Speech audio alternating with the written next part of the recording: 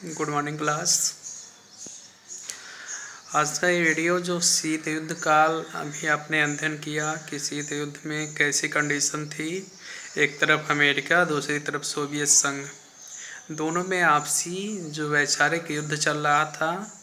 उस युद्ध के परिणाम स्वरूप जैसे जैसे समय बीतता जा रहा था, दोनों इससे होने वाले हानि से परिचित होने लगे थे।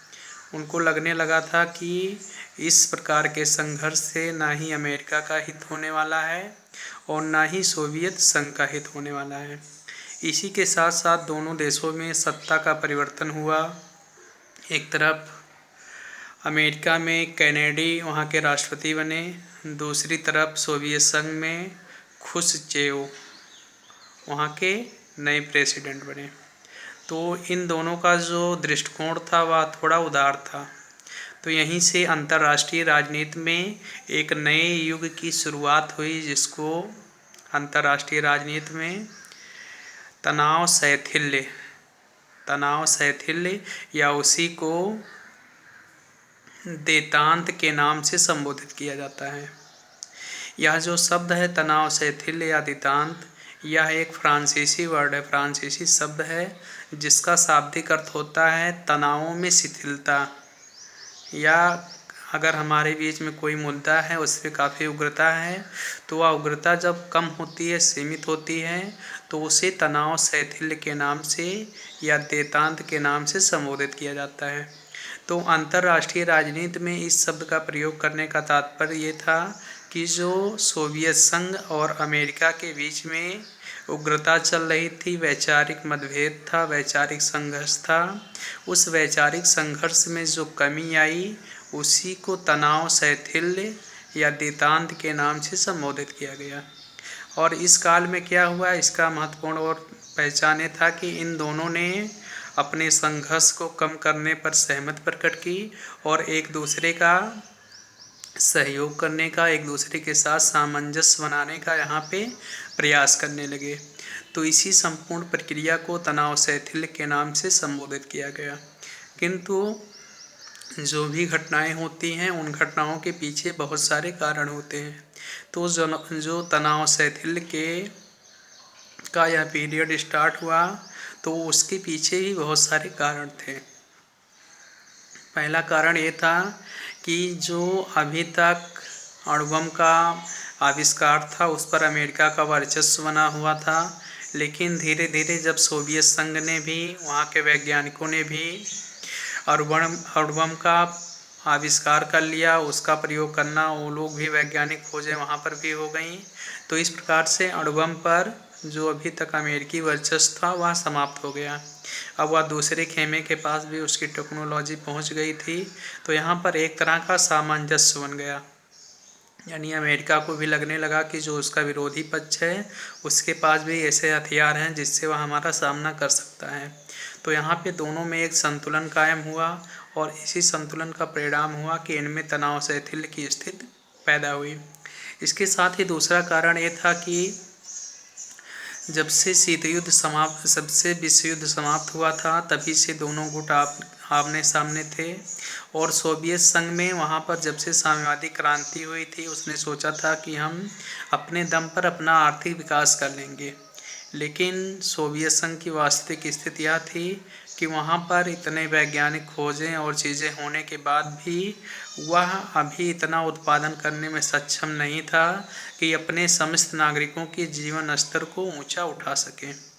उसको अपने नागरिकों के जीवन स्तर को ऊंचा उठाने के लिए अमेरिकी टेक्नोलॉजी, जो वहाँ का वैज्ञानिक उन्नत हुआ था, उसका सहयोग प्राप्त करना आवश्यक था। तो वहाँ पर अब सोवियत संघ के सामने ये समस्या आ रही थी कि उसको अपने नागरिकों को उच्च जीवन सुविधाएं देने के लिए अमेरिका का सहयोग लेना आवश्यक हो गया है। तो इसके लिए भी उसने अपने जो उग्रता का माहौल था उसको धीरे धीरे कम करना शुरू किया। इसी के साथ में और तीसरा जो मुख्य कारण था, अभी जो चाइना साम्यवादी व्यवस्था वहाँ पर भी स्थापित हुई थी सोवियत संघ के नेतृत्व में, उसके सहयोग से। लेकिन बाद में धीरे धीरे जैसे जैसे चाइना की स्थिति मजबूत होती गई, उसने सोवियत संघ की उपेक्षा करना आरंभ कर दिया। तो यहाँ पर सोवियत संघ को लगने लगा कि चाइना के खिलाफ उसको सहयोग के लिए अमेरिका के सहयोग की आवश्यकता पड़ेगी। तो इसलिए भी यहाँ पर अमेरिका और सोवियत संघ के बीच में जो उग्रता का वातावरण था वह शांत हुआ, वह थोड़ा कम हुआ। इसके साथ ही अभी तक जो अमेरिका वियतनाम के युद्ध में उलझा हुआ था, वियतनाम में उसके काफ़ी सैनिक मारे गए थे, उसके काफ़ी आर्थिक क्षति हुई थी। तो उस क्षति से उसको निपटने के लिए और वहाँ से सम्मानजनक वापसी के लिए उसको सोवियत संघ की आवश्यकता थी, क्योंकि बगैर सोवियत संघ के मदद के वह वियतनाम से वापस नहीं लौट सकता था, वापस वहाँ से सम्मानजनक रूप से वापस नहीं निकल सकता था। तो इसके लिए भी दोनों देशों में जो सामंजस्य था वह थोड़ा आगे बढ़ा।